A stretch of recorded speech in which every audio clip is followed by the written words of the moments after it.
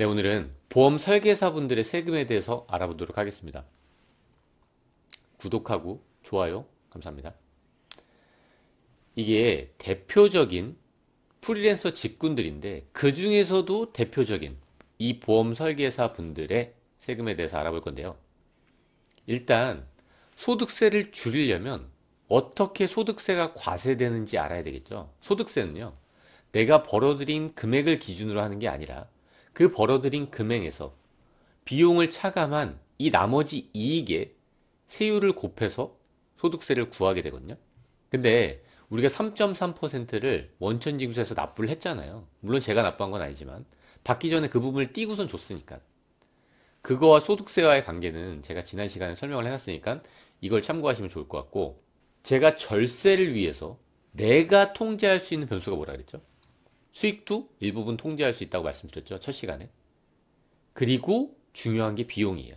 그리고 소득공제, 세액공제가 있는데 오늘은 이 비용에 대해서 조금 구체적으로 알아보도록 하겠습니다.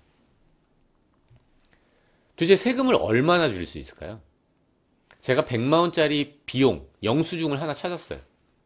제가 절세할 수 있는 금액은 100만원 곱하기 세율, 이 곧 절세할 수 있는 금액이에요.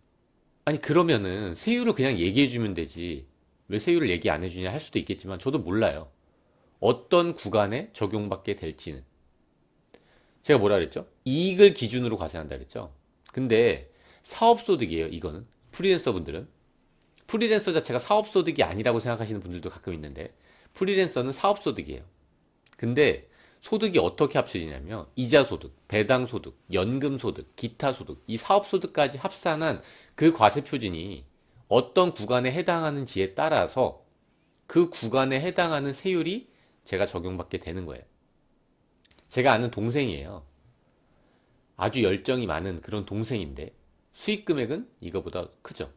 근데 비용은 아마 이거보다 작은 것 같아요.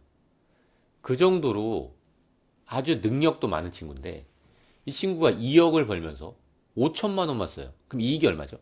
1억 5천. 이때 내가 비용 1천만 원짜리를 발견하잖아요. 그럼 이 친구는 얼마나 세금을 줄일 수 있을까요? 적용되는 세율 구간이 35%이기 때문에 이만큼을 줄일 수 있는 거예요. 1천만 원짜리 비용을 발견하는 순간 350만 원의 세금이 줄어든다는 거죠. 전 지금 지방세도 고려 안 한 거예요. 385만 원이에요. 지방세까지 고려하면. 그럼 100만 원짜리 영수증을 하나 찾아내는 순간 100만 원짜리 계좌 이체 내역 중에 이게 정말 비용이다라는 거를 제가 증명할 수 있다면 35만 원의 소득세를 절세할 수 있는 거예요. 이런 효과가 있다는 거죠. 그러니까 비용에 대해서 자세히 알면 좋지 않을까요? 바로 절세할 수 있겠죠. 비용이 중요하다는 얘기 많이 하는데 도대체 어떤 비용이 있는지, 어떤 게 내가 해당될 수 있는지를 잘 모르는 것 같아서 조금 더 구체적으로 한번 보도록 할게요. 이게 국세청에서 나온 표준 개정 과목이에요. 물론 이게 전부는 아니지만 제가 약간 편집한 거예요. 이 요소들을 하나씩 하나씩 보도록 하겠습니다. 우선 이 보험 설계사분들이 많이 오해하고 있는 것 중에 하나가 보험 대납액이에요.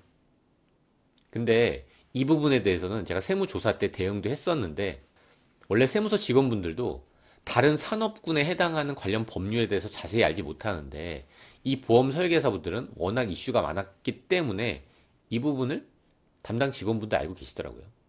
그러니까 해당 법률에 따라서 특별이익 제공이 금지되는데 왜 그 이상의 비용을 우리가 인정해 줘야 되냐 이렇게 얘기하더라고요. 안 해주겠다는 얘기죠. 꼭 대납액으로 처리하지 않고 실질에 맞게 처리했을 때 비용으로 인정되는 경우가 있거든요. 그런 건 이제 뭐 상담을 통해서 알아보셔야 되겠죠. 사실 인적용역자들이 급여가 나갈 일이 이렇게 많진 않죠. 근데 비서를 고용하는 경우가 있어요. 이 비서분한테 주는 거, 급여, 제수당, 뭐 DM 발송할 때 일용급여, 알바비, 이 비서분과 관련된 퇴직금, 이 비서분의 복리후생비는 비용 처리할 수 있다는 거죠. 그러면 여기서 복리후생비 있잖아요. 이 비서분이 점심을 먹으러 가서 점심을 먹고 왔어요. 제가 대신 내줬죠?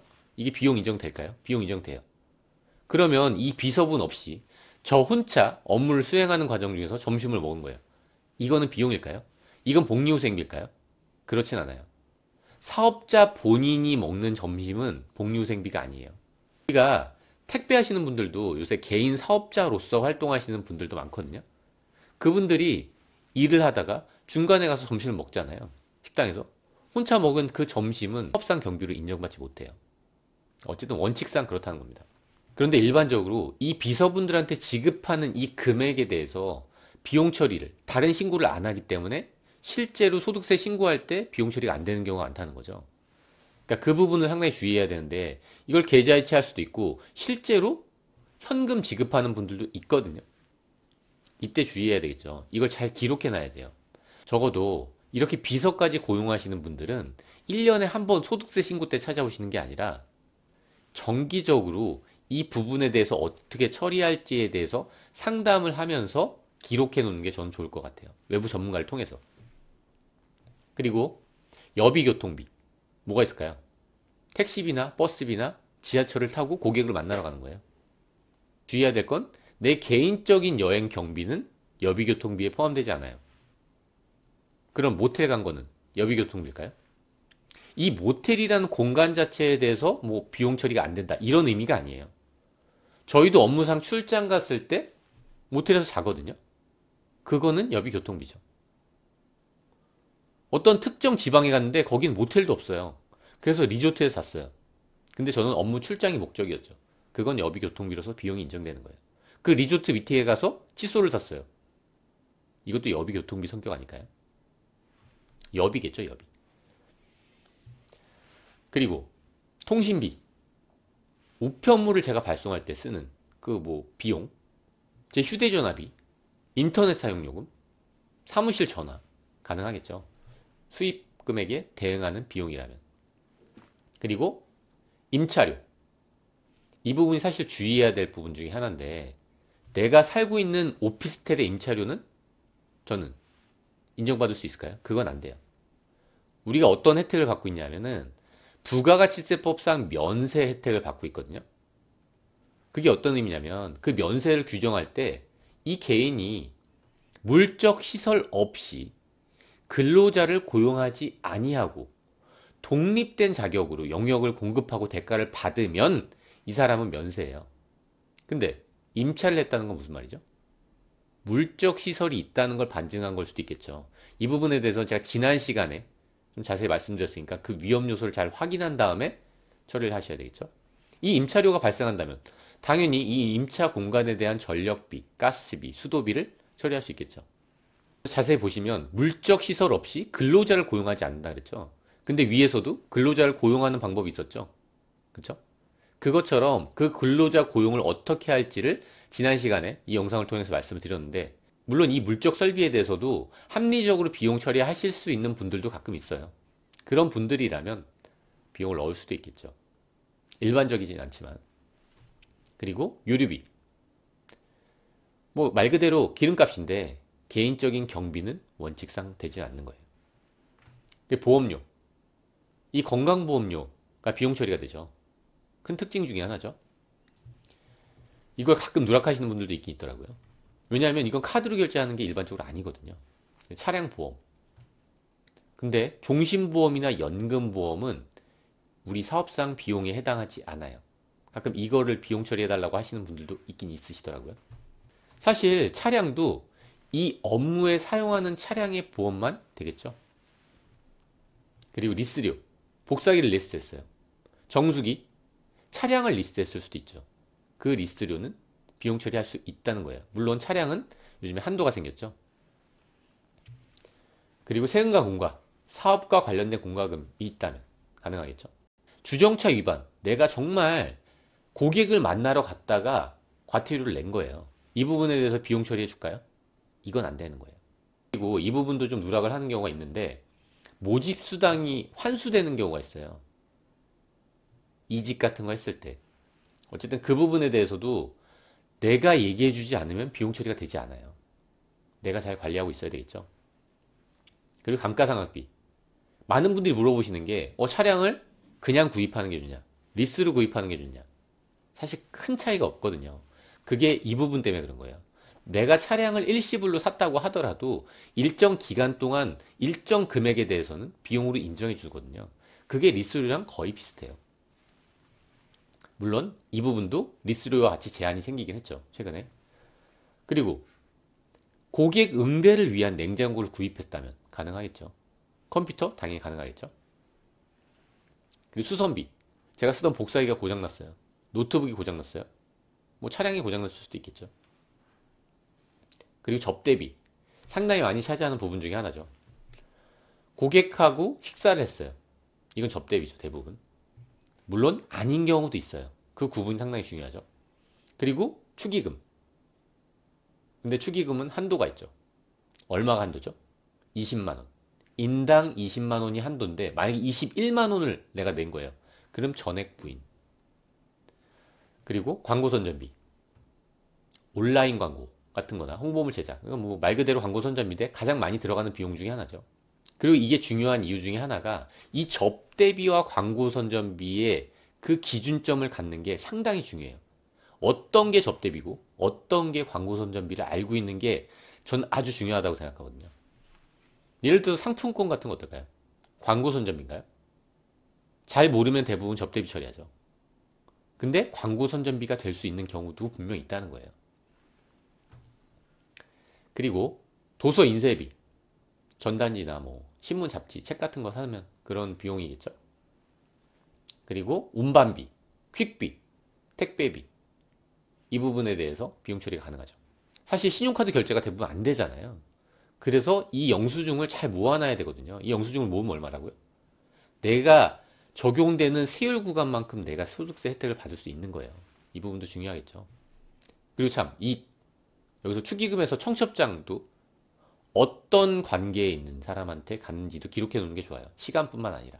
출력해서 갖고 있으면 되겠죠. 휴대폰으로 왔다면 그걸 캡처해서 인쇄해 놓으면 되겠죠. 어디다 보관을 하거나. 차량 유지비. 그러니까 내가 업무용에 사용하는 차량. 그게 2대다. 2대를 정말 다 업무용에 사용한다면 뭐 가능할 수도 있겠죠. 뭐 차량 명품이라든지 차량 관련된 수선비라든지 이런 게 차량 유지비에 포함될 수 있겠죠. 유류비도 사실 큰 범위 안에서 여기에 들어가는 거예요. 내가 사업과 관련돼서 어떤 지식을 얻기 위해서 수강료를 냈다. 그럼 그 부분도 해당될 수 있겠죠. 그리고 지급수수료. 수익 금액이 크신 분들은 이런 게 유리한 경우가 상당히 많아요. 그리고 소모품비, 충전기, 뭐 볼펜, 도장, 시계 또 소모품비로 볼 수 있지 않을까요? 약국은 안 될까요? 약국이라는 게 안 되는 게 아니에요. 약국에서 제가 멀미약을 샀어요. 약국에서 바카스를 샀어요. 제가 다 먹으려고 산 건 아니잖아요. 누군가한테 주려고 샀겠죠. 그런데 일반적으로 그냥 약국만 찍혀 있으면 비용으로 인정받지 어렵지 않을까요? 외주 용역비, 홈페이지 관리를 맡긴다거나 온라인 홍보를 대행을 맡긴다거나 이런 경우가 있겠죠. 그 인적 용역비. 사실 이 부분은 상당히 중요한 거예요. 누군가한테 아주 특별한 소개를 받은 거예요. 그 사람한테 소개비를 줬죠. 이럴 때 이 비용, 이 근거를 어떻게 남겨놓을지 이것도 상당히 중요한 부분이라는 거죠. 이런 것도 비용 처리할 수 있다는 거죠. 물론 정식으로 3.3%를 떼고 지급하고 신고할 수도 있겠지만 그렇지 않고서라도 실질적으로 이렇게 날아간 금액에 대해서는 그 증빙을 내가 갖고 있는 게 좋아요. 어떤 일이 생길지 모르니까요. 그죠? 제가 지금 이 부분과 관련돼서 간단하게 생각나는 걸 말씀을 드렸는데 이 부분에 대해서 제일 잘하는 건 사실 본인이에요. 본인이 이걸 보면서 어떤 비용이 여기에 들어갈 수 있지 않을까? 라고 고민해 보는 건 아주 중요하다고 생각합니다. 그러니까 이게 끝이 아니라는 거죠.